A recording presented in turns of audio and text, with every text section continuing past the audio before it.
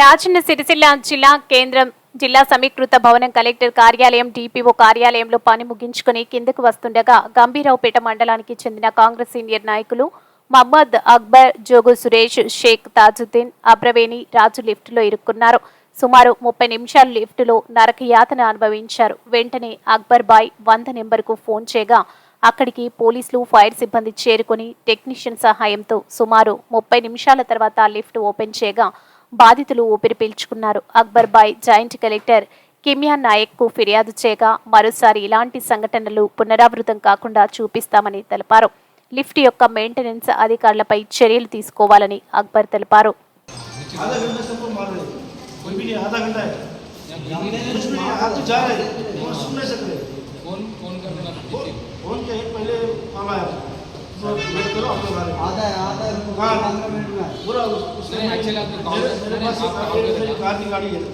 इसमें से मैं सांस ले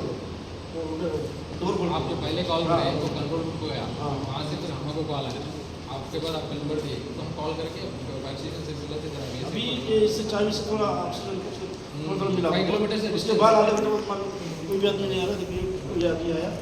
ये आदमी आके चाबी बाहर लगाया ठीक है वो भी बहुत ताकत से दरवाजा निकाला ఆయన తాళచేయి పెట్టి ఇట్లా గుంజితే బలవంతం గుంజితే వచ్చింది. మేమిద్దరం మళ్ళీ బలవంతం కాదు అలా ఓలా ముసలోళ్ళు ఉంటే ఎట్లా అన్న ఫస్ట్ కాల్ చేస్తే కంట్రోల్ అయింది వాళ్ళు మాకు చేసారు మళ్ళీ వెంటనే కాల్ నెంబర్ తీసుకొని ఆయన హార్ట్ పేషెంట్